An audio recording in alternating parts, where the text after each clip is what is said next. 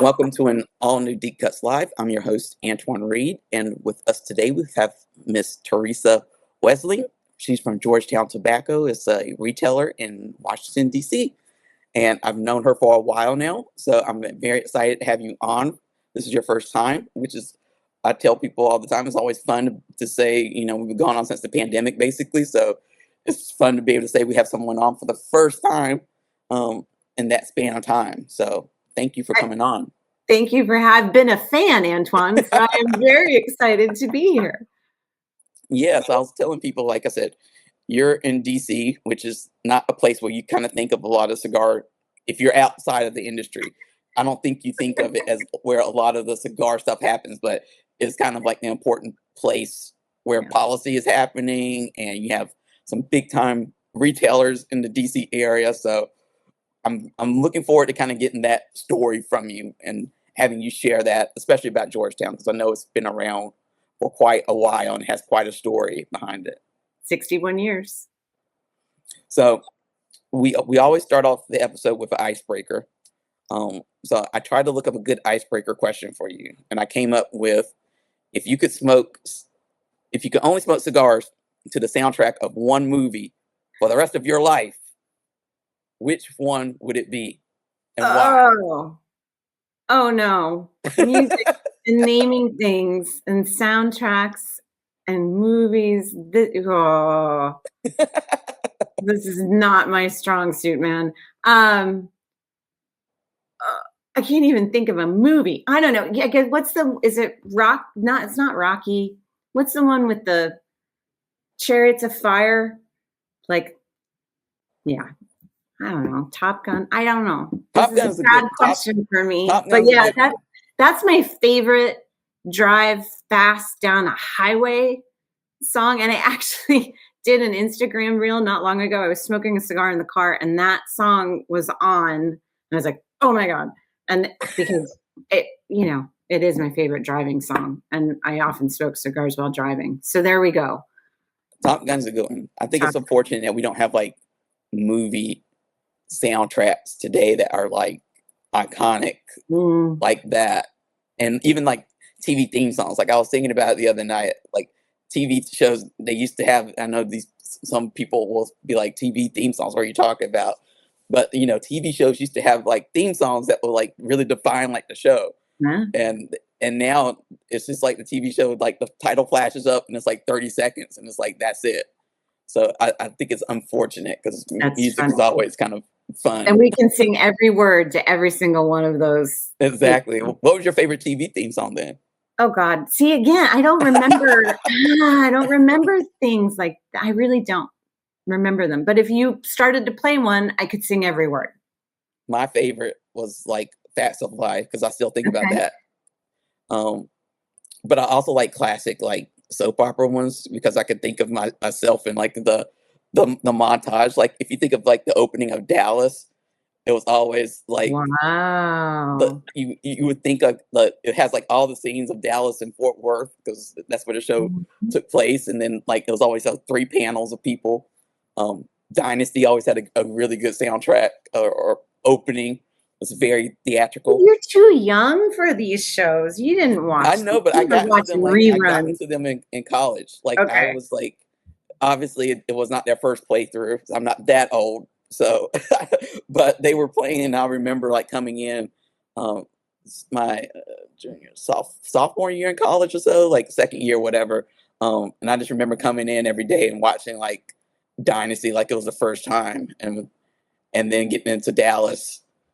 And wild, just all that whole stuff. And I've been trying to get into like Falcon Crest and oh my gosh, and Knots Landing. I've watched like a couple episodes, so that's like my whole like guilty pleasures like that. And nowadays, you're secretly a middle-aged woman from. I really am. And nowadays, awesome. It's like General Hospital. Like I'll watch that, and my mom watches it, and I call her up. We talk about these people like they're real. Like, do you believe what happened to Valentine and Anna today? Like, yeah, like it's crazy. That's awesome. Hey, it's all about connection, right? So exactly. Cigars with you and me, and soap operas with your mom. It's awesome. Which is a good segue into obviously like the main topic today, which is you and cigars. And like I know, I I'm know, way more comfortable talking about that than I I am know. about music and television. So tell me about, how did you get into cigars? I think that's a good starting point. Okay. Yeah, it's fun. So I actually, they're in Georgetown is a beautiful historic neighborhood in Washington, D.C. And there used to be an amazing restaurant called Nathan's, not the hot dog place, that's right on the corner of M in Wisconsin. It's like the corner that is Georgetown. And I was waiting tables there while I was in college. This was in the mid 90s during the cigar boom. And so everybody was smoking cigars.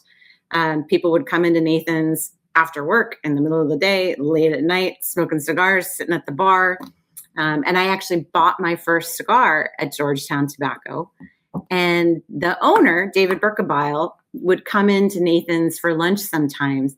And he overheard me speaking German to a table one day. And I went over to his table and he said, he knows two things in German. And the first one is, how is the weather today? And the other one I won't repeat. But that really started a rapport between me and David. And I was not making any money waiting tables during the day. And he said, why don't you come work for me? And I said, okay. And so this was 1996, really the height of the cigar boom.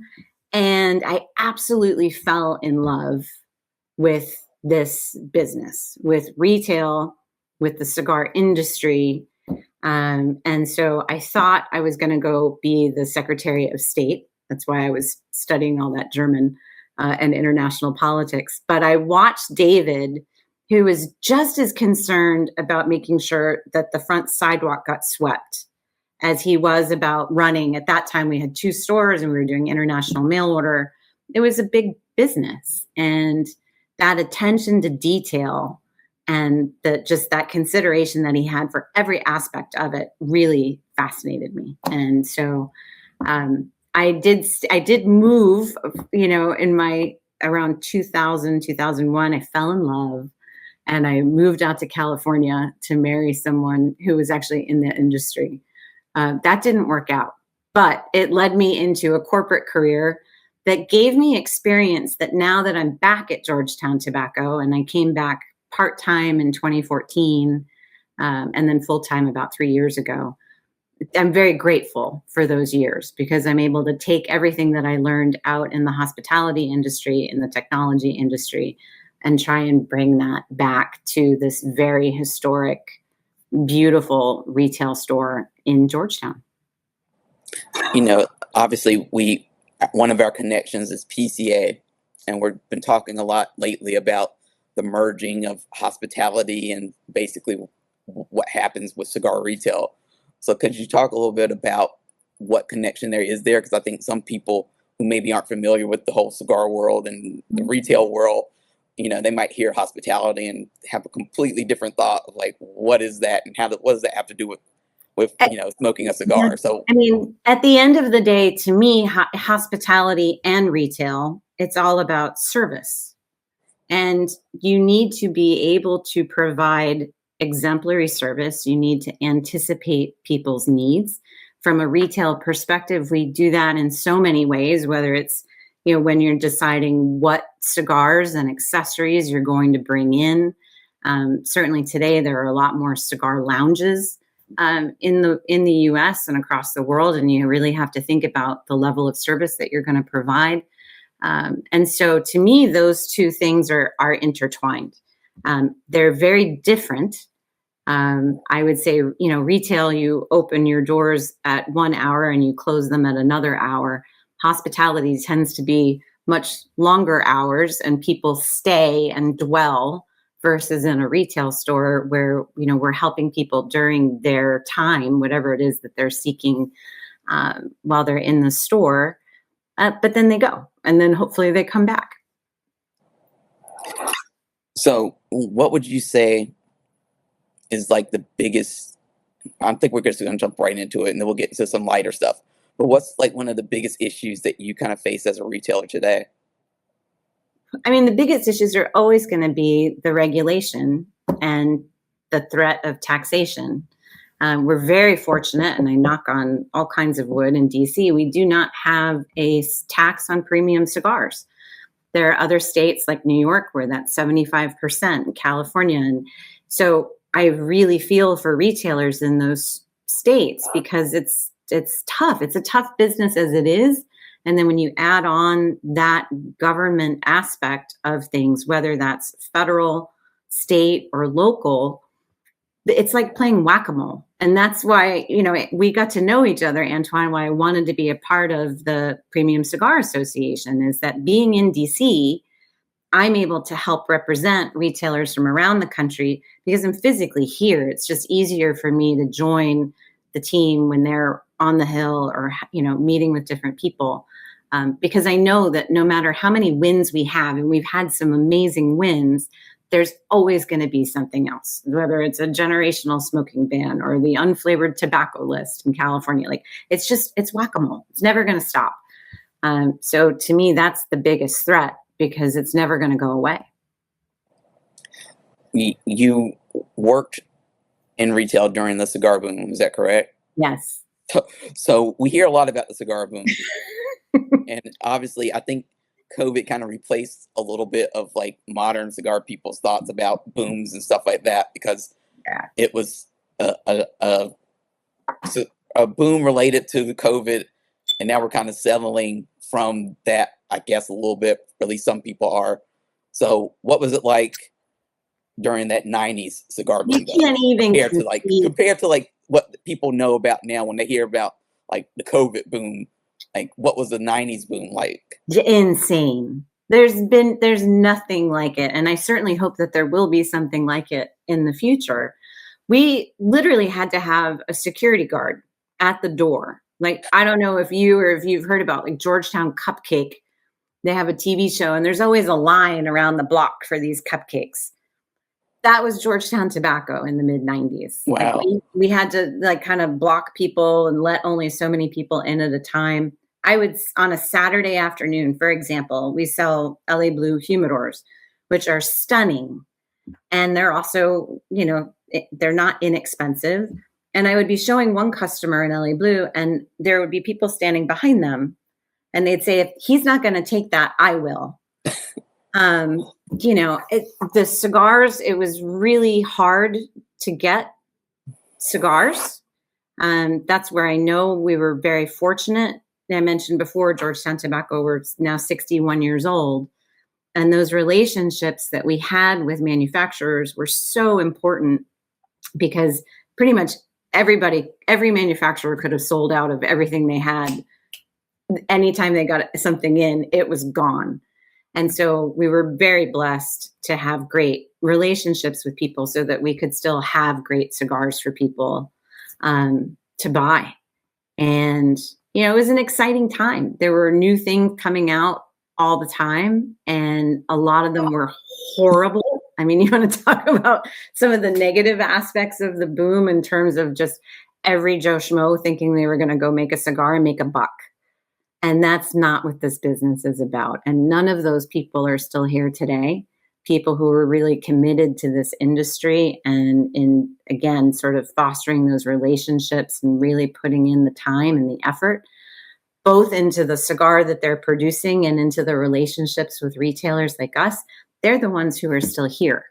And it's amazing to me today, it's completely different. Like the number of absolutely incredible boutique cigars that are available, the quality that they're making it's night and day from what it was like during the boom. And so it's fun. It's really fun to see that evolution of the number of brands that are available, the ones that have stayed the test of time, and then the amazing quality of things that are coming out today.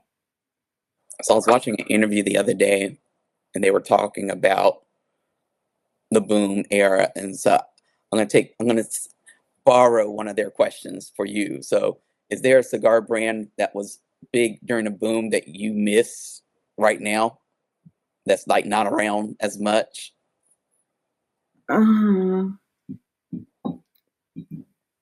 There's one, there's one that comes to mind. The Bahia, the Bahia Gold was an incredible cigar. And the cigars that they made were pretty fantastic. I think that was the brand that the person mentioned. That's also the family I married into when I left. Okay. Oh, so you're like, oh my God, of all the questions. Yeah. Well, that's interesting. But it was a great cigar. Yeah. Like I heard a lot of like I said, that brand kind of stands out in a lot of people's stories. Because I think once when I interviewed even Matt Booth, he was talking a lot about that brand. So that one kind of left a lasting impression on a lot of people. So when I started in the industry in 2010, you thought of like this was like a very male, masculine industry. Like I came in on the graphic design side, so I kind of was behind the scenes, and I would see advertisements come in from different brands, and it would always be, the man in the business suit, or tuxedo or whatever, and the women were props, basically, like in there, and it was like that was really, I mean, as 2010 wasn't that long ago, but it feels like it was. But that really was the mentality it seemed like for a lot of people. And now, thankfully, we don't see that. Like we see more of a embrace of like the lifestyle and embracing of everyone. Of course, we see less print advertising as well. But have you seen that transformation too in the industry of at least the mentality of this is a man's world to now this is everyone has their place and everyone's okay with that? Yeah, 100%. I think, so when I started at the store, I was 19. And so I think part of my perspective, I think sometimes is it just because of my age and who I am today, or is it that times have really changed where, people used to, I would offer to cut a customer's cigar, for example, and they would kind of look at me like, I don't, do I trust her with cutting my cigar? That does not happen anymore at all. Like not even close to happening. There's no one who, when we start talking about cigars, there used to be a lot of surprise from people like, oh, you smoke cigars? No one's surprised anymore, which I appreciate. Going to the trade show, the Premium Cigar Association trade show, it used to be me and a few other retailers. And then I would say like what I call booth babes, where, the manufacturers, some would bring very attractive women to draw the male customers into their booth. I don't see that anymore. What I do see are more and more women who are actually owning and running their own cigar factories, their own stores, their own lounges. And so I'm very grateful to be a part of a group called the Women of PCA, where we are really creating an environment for women who work in the industry, whether you're a retailer or a broker or a manufacturer, to be able to spend time together and learn from one another, because our experiences are also varied. And there's always something to learn in this business. I think that's one of the things that keeps me so excited about it, is that you could be doing this forever and you're always going to have something to learn. Always. And we have great people around us that we get to engage with and learn from. So it is a very different place today. And I will say that there are people who were incredibly kind to me in the 90s. And I think about people like Paul Gramerian, George Padron, who, could have looked at this young woman and kind of dismissed me. Some people did dismiss me. We don't carry their cigars today, the ones who were dismissive. And those were very few and far between. But those relationships and that support have always been something for which I'm always very grateful. And they never treated me any differently than any of the other tobacconists in the store. It was fantastic.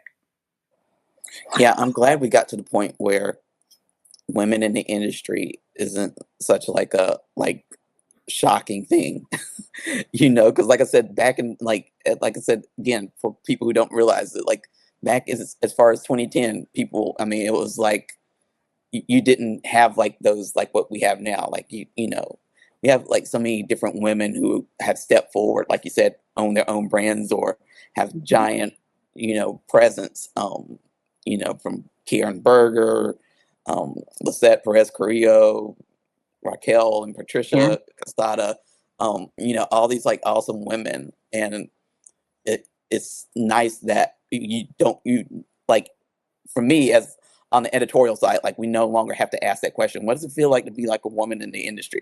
Like, I retired that question a couple years ago. I was like, I don't think we need to ask that question anymore. I was like, it's like we wouldn't ask, a man, like, what does it feel like to be what does it feel like to be a man in this industry?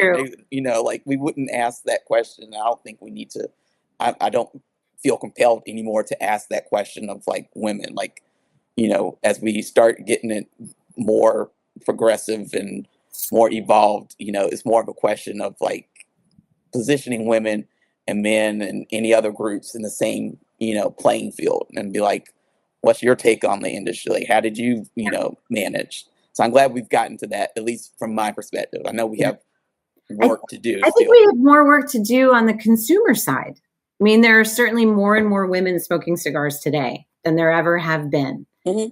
But it's still a very small percentage of our business. And so I think there's still a lot of work to do there, where it's not considered the thing that the guys do when they get together or when they're on the golf course, that it's really something that, everyone does. When we have couples come in, it happens all, every day, a couple come in and a young man is going to pick out a cigar, and I'll say, and what would you like to have, to his, the woman who's with him. And a lot of times, it's like, well, I might take a puff of his. And then I kind of explain the difference between what an experience is like with a cigar, between having a puff of what someone else is enjoying versus having your own, and why that would be more enjoyable for you. And so, slowly, but I think the onus is on us. It's on the people who are the cigar smokers to share that passion and to share that knowledge with people who are new to it, regardless of what gender. So that's fun. So how do you think we get more new people into this lifestyle, this cigar category? Because I think we don't talk about that a lot in the industry, because I think it's like a big question mark for a lot of people. But I know, working in the media side, I used to work for a pipe magazine in the beginning. And the biggest problem that the pipe magazine had was that its customers were dying and they weren't being replaced by anyone. So it was like the age of the pipe, the readers was getting older and older. And then there was wasn't anyone there to replace them. And then it wasn't until it was like kind of too late, at least in the media world, where it's just like, how do we replace those people? How do we get more people into the lifestyle? So like, how do we get more people into the cigar lifestyle without, scaring them? It's a great question, and one I wish I knew the answer to. I think, I have to think about historically, certainly the impact that Cigar Aficionado magazine had when it was published in 1994. And that they're often credited with having created the cigar boom. I think that they absolutely are a huge factor in that. I also think it's not a coincidence that it was at the same time as the .com boom. Mm-hmm. And so we had a lot of people with disposable income and an interest in what was perceived as a luxurious, experience. And so I think those two things really went together hand in hand. I think about today with the AI piece, is there a similar opportunity here as we have more people in that same vein as we did in the .com days? So, but the difference is you can't smoke in movies. You can't, we can't advertise. As Georgetown Tobacco, I can't place an ad on Google because our name contains tobacco and we sell cigars. And I don't think people realize the limits that are placed on our businesses in the mainstream world. I mean, David used to advertise in The Atlantic and Better Homes and Gardens and all these national publications. We can't do that today. So I think, what I kind of mentioned earlier, where the people who do appreciate cigars, I think it's on us to kind of be very welcoming of people into our fold, and say, and just kind of understand and make sure that we're also setting people up for success, in terms of, I wouldn't necessarily hand somebody's first cigar and hand them a Liga Privada, Right. just make sure that it's going to be something that they're going to enjoy, and teach them how to smoke it, how to cut it, how to light it. I can't get over the number of newer cigar smokers who come into the store and they've definitely smoked a few cigars and they still don't know how to cut or really how to light. And, but I take the time to teach them. You got to ask, what do because you don't know what you don't know, and make it a place where it's not embarrassed. Nothing to be embarrassed about. How could you know if nobody's taught you? So we take the time to teach. And that's, I think that being a tobacconist is being an educator. And to your original question, I would love to get more people to educate. So, but we've got the mainstream is against us, we'll see. I know in the industry too, when we talk about retail, we always talk about how important brick and mortar is to cigar retail, which it is. Mm-hmm. But like what you just said kind of gives it a reason why it's more important than, say, like if I wanted to go out and buy an iPhone, I could pretty much go to Best Buy and buy an iPhone.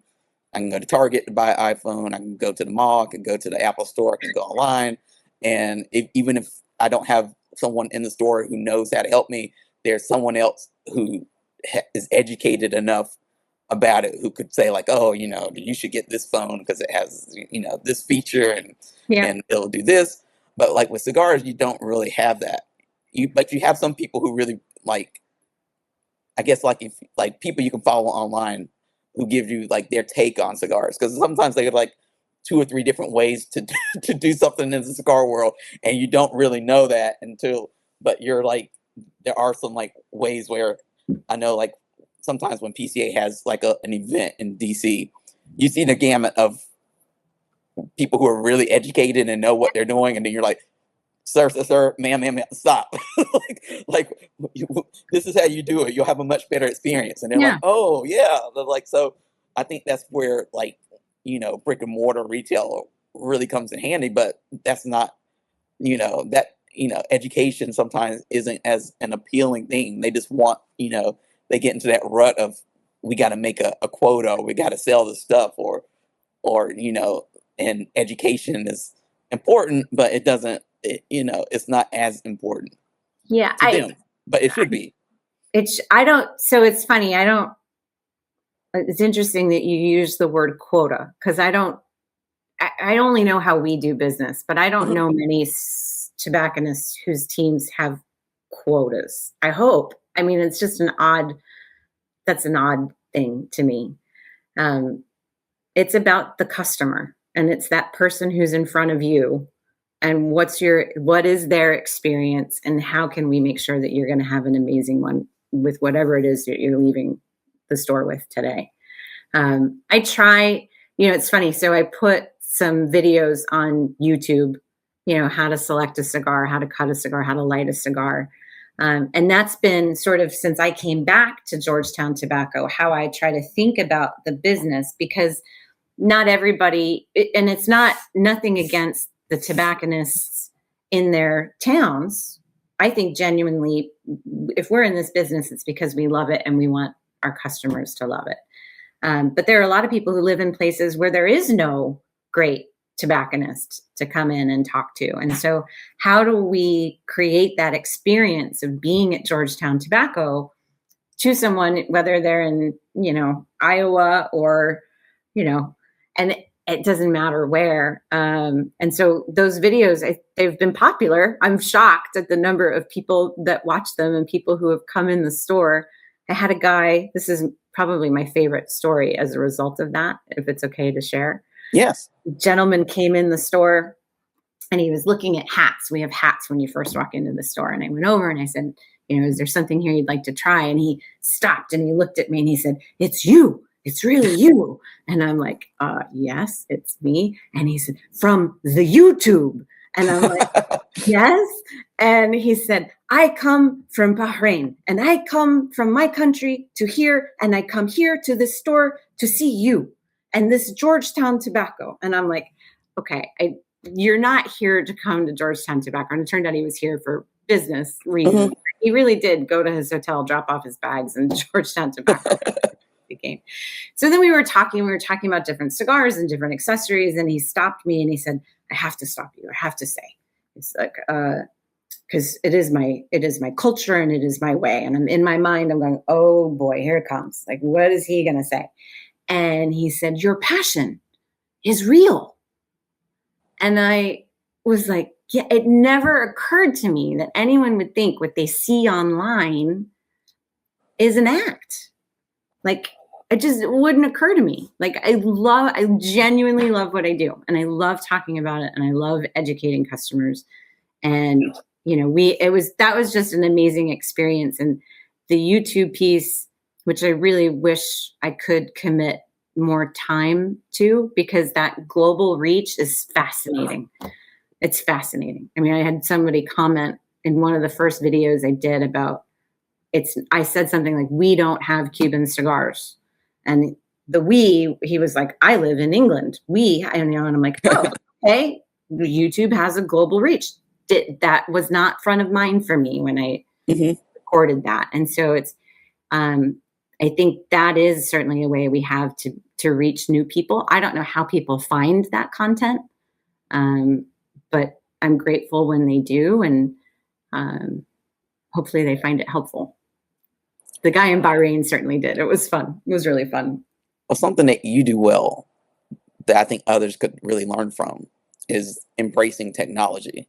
Because my thing sometimes with this industry is that not everyone embraces technology. Like, not, you know, they have so many things going on.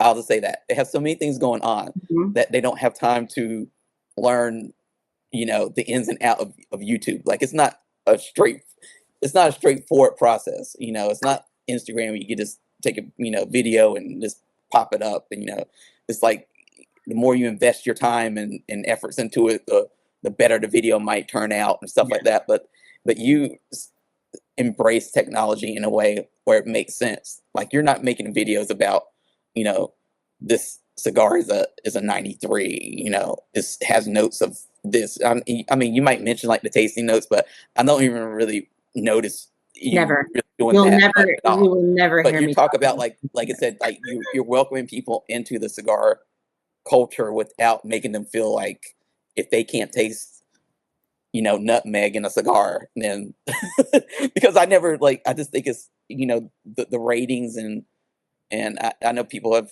you know, picked on me about this, but like the ratings and reviews, I just feel like, you know, it's, again, I feel like if it's a product like a, you know, a telephone or a cell phone, like that's one thing where, yeah, I do want to know what other people think. But like a cigar, I just tell people, I was like, just try it. And if you like it, you like it. If you don't, you don't. So I like that approach that you take to technology, using it not to just, you know, posture yourself as, you know, the expert and here's a review and this is a 93 cigar, you know, instead of saying like, this is a, you know, coming into the store, this is what's new. Thank you. I appreciate it. I would beware of anybody who says they're an expert, other than, you know, there's a handful of people who I think really know their stuff in this business, and they're the ones making these cigars. Tasting notes. Can I curse?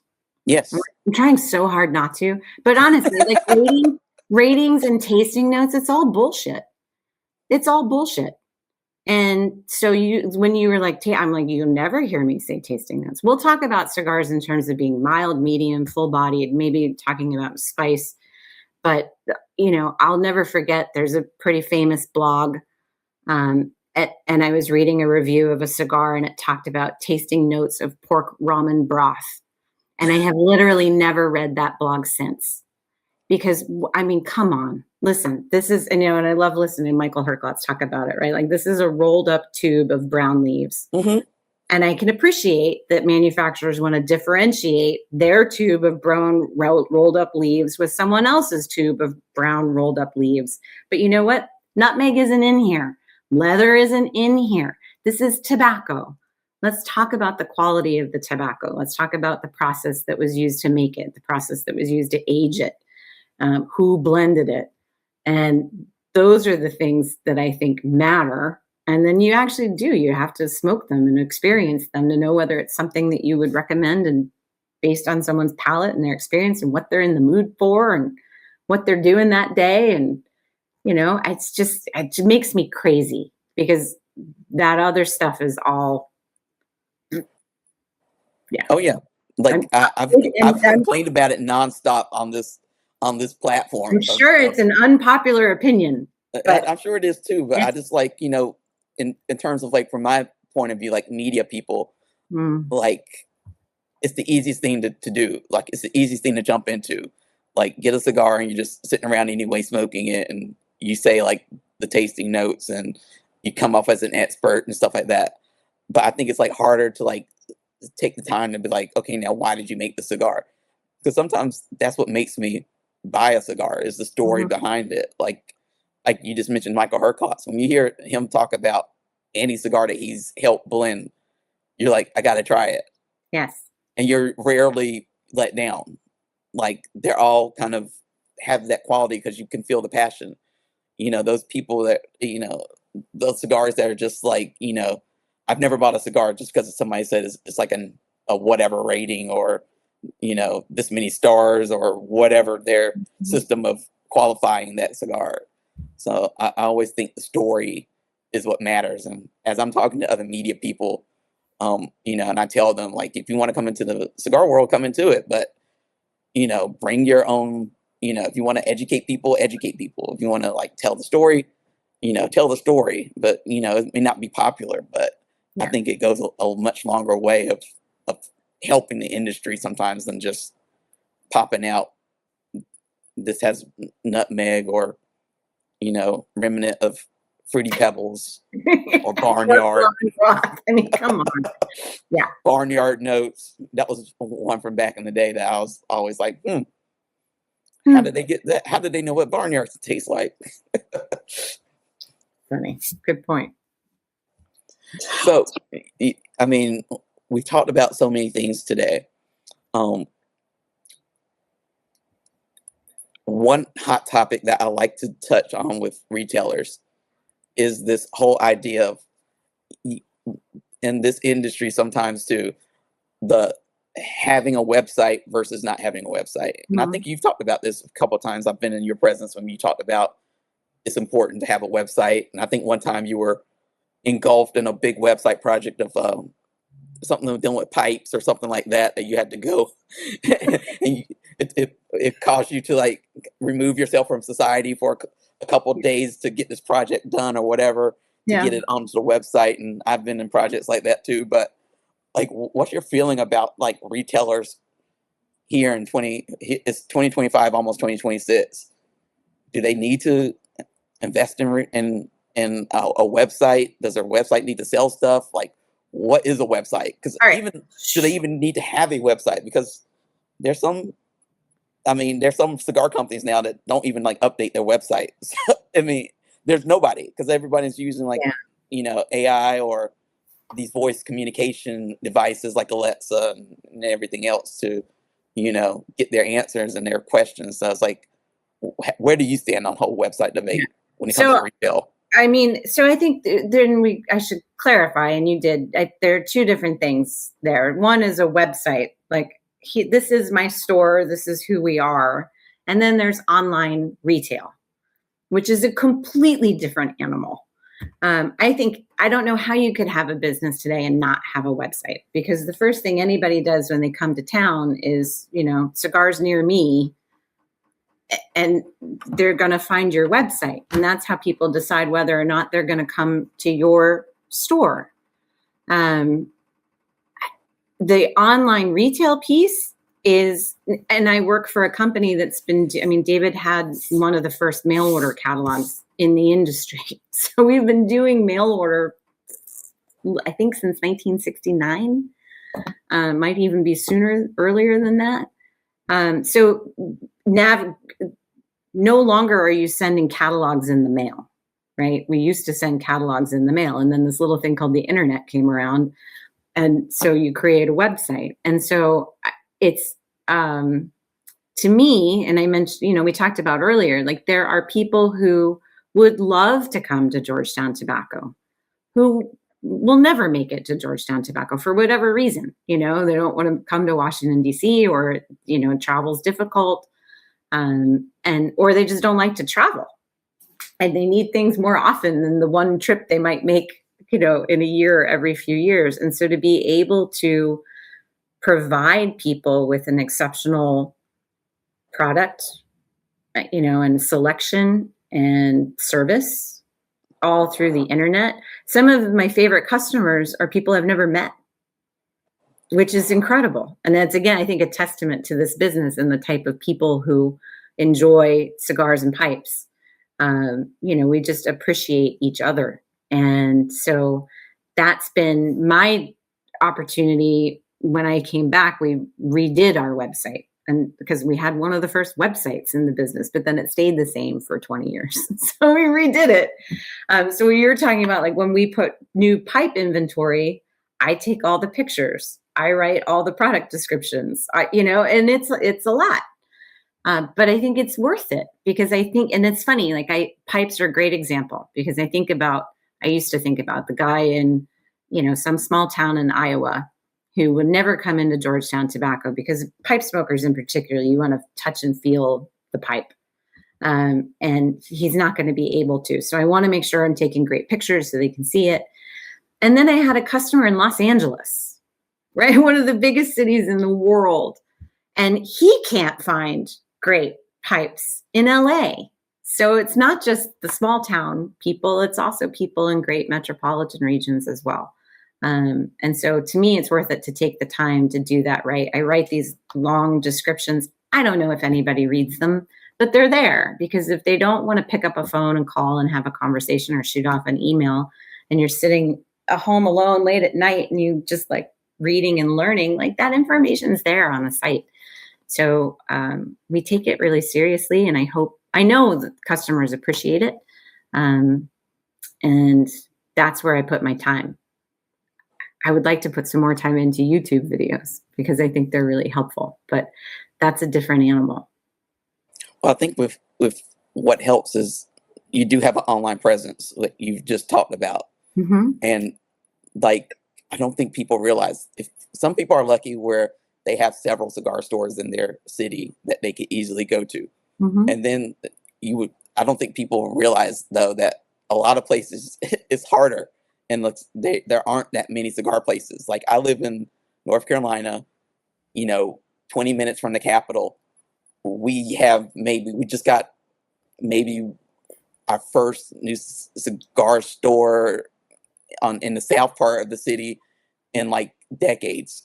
Just a couple months ago, and so it's just like, sometimes, like, if I'm looking for something, I just want, I'll go to who I have a relationship with.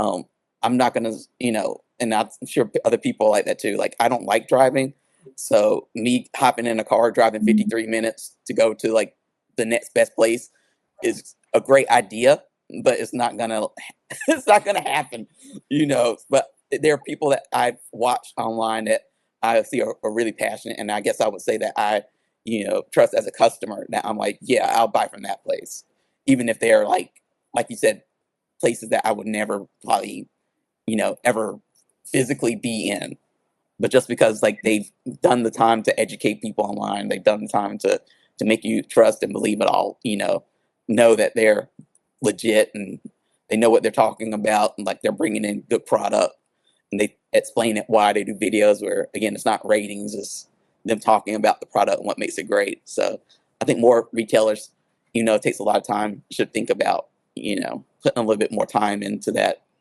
online presence. Yeah, it helps. It just, but it does have to be natural. I think that's the challenge for a lot of people, is that me, like I have no problem. I can talk to anybody at any time, about anything, but in particular cigars in this business. Not everybody's that comfortable in front of the camera or saying things on the spot. It's not, that's, so I can appreciate the challenge that people have. If that doesn't come naturally to you, that I could see that would be tough, but there's somebody in your realm for whom it does, and find them and support them and let them be the star.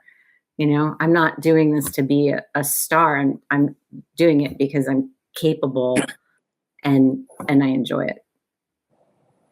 Now, I think as we get to the 45-minute mark, we can't. Oh my gosh! I know we can't. Whoa. We can't stop talking without touching on 61 years of Georgetown Tobacco. Because that's a big. Again, people don't realize when you're not. You're an independent store doing things on your own. You're not a Target or Walmart or stuff like that. So. Well, they haven't been around for 61 years. Right? I mean, no.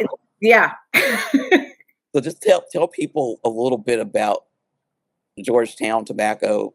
I know you've talked about it throughout this interview, but if someone is watching just this part, whatever, why do they need to make the trip out to DC to visit Georgetown and you and David and the crew? Thank you. Well, obviously I'm biased, but it is a very special place. And I have traveled all over the country, the world, and of course, anybody, you go to the cigar stores in whatever city you're in, at least I do. And I've yet to be in another place that was as unique as Georgetown Tobacco. David Berkebile, who's the owner, started the store in 1964.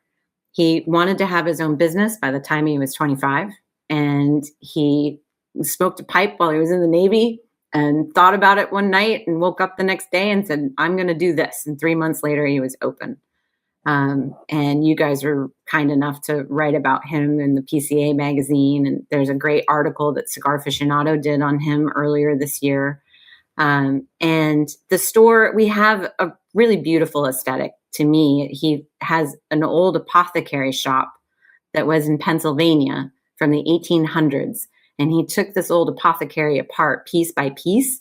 And so all of the fixtures and wood on both sides of the store are just gorgeous from this apothecary store. And then from a retail perspective, I think one of the things I really love about the store is that we have a greater depth and breadth in accessories than really any other store I've been in terms of the number of lighters and cutters and humidors and brands. And, there's over 600 cigars to choose from. And it's for everybody. The other thing I fell in love with about this business, and it's because I was at Georgetown Tobacco, is that we would literally have guys who come in off the street and want, a $2 cigar. And then people who come in and spend thousands of dollars and not bat an eye. And I can't think of another business where that's the case. Where in that same hour of time, you could be helping people literally from all walks of life with very varied interests. And it's a lot of fun. It's a lot of fun. And David's very special. And he is now, he'll kill me for saying this, but he's 86 years old. He's still working 6 days a week. He is, running the company today the same way he was 60 years ago. And there's no stopping him. It's amazing. And another question I love to ask retailers is, what question do you get the most from someone who walks into the store? Is it the what's new question, or is it something completely unexpected? For us, it's why do you carry Venetian masks? Because we do sell handmade Venetian masks, and we've always sold different handmade crafts in the store. And David met this, at the time it was a daughter and a mother who are the importers from Italy at a gift show, and he just thought the masks were beautiful and he really liked them. And that's, again, one of the great business lessons that I've learned from David over the years is it's not so much about what you're selling, it's about who is the one that you're buying it from. And, are they people that you want to support? And so he gave it a try, and that was probably 20 25 years ago. And so we sell Venetian masks. But yes, people are always interested in what's new. And in our business, there's never any shortage of what's new or what's, limited or, and the quality has just been incredible. I mean, I can't stop smoking all these new cigars. This year we brought in Saint-Péray, which is what I'm smoking now. And we started small and it was going so well. We expanded to carry all of their blends. And so I'm smoking sizes of things I haven't smoked before.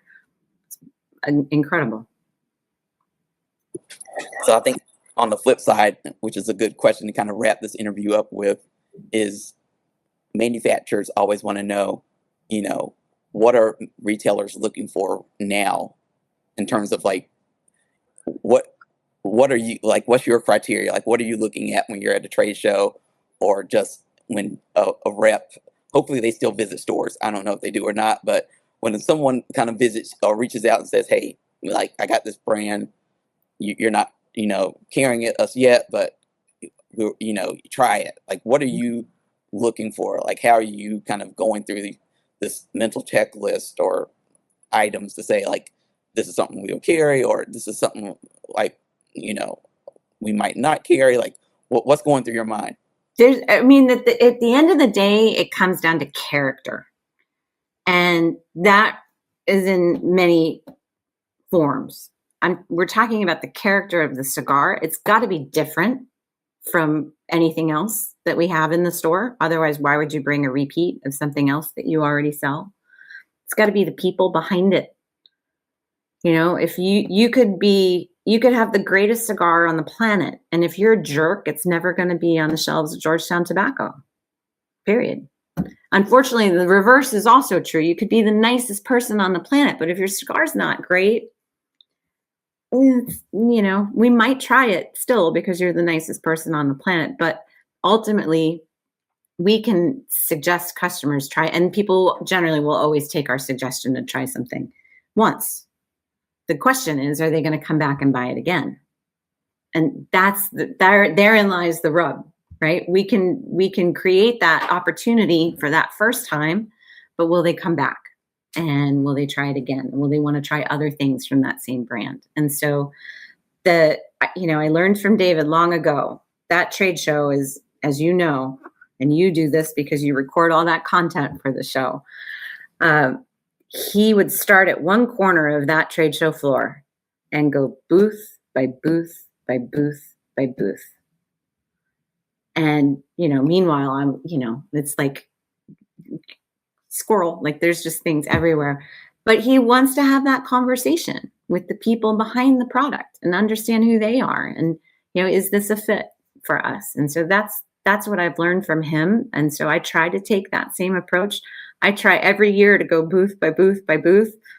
It's harder and harder now because everybody wants appointments. Like you can't, so that's kind of wrecked my whole game. But I still try to do that and get to know the people. And then we'll try the cigars and generally try them not at the show when you're, smoking 15 cigars in a day. Like you can't tell what's good and what's not, nor can you finish anything before so we take them back to the store and we try them as a team and talk about it and then make a decision.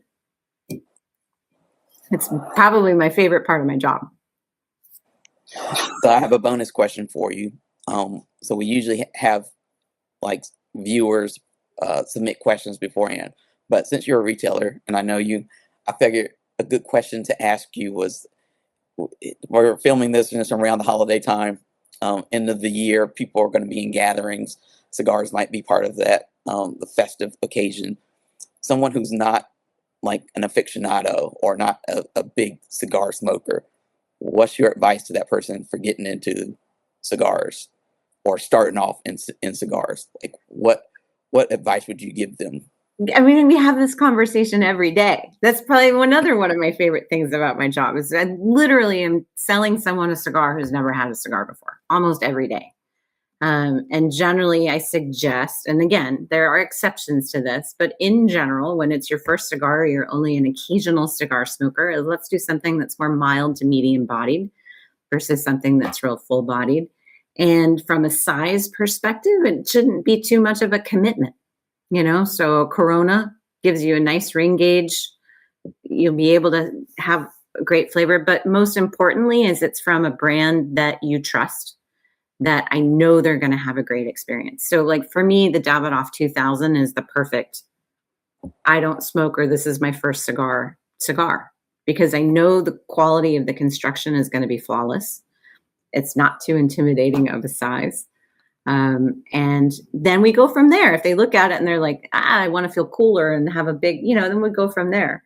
But I want to make sure that they have a great experience that first time. Cool. Well, we like to wrap Deep Cuts up with like the same kind of two questions. The first of those questions is, do you have a philosophy that you live or work by? And what is it? There's always, always, always something to be thankful for. And gratitude is it that I try very much to live with gratitude at the forefront of my life.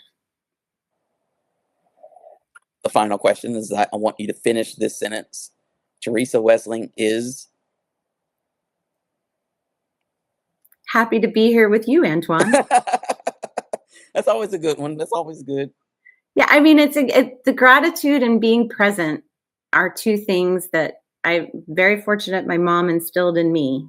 And I find that they've been incredibly helpful through both the best times of my life as well as the most challenging. And so I hate to bring it back to this, but there's no greater way to be present in a moment than with a great cigar.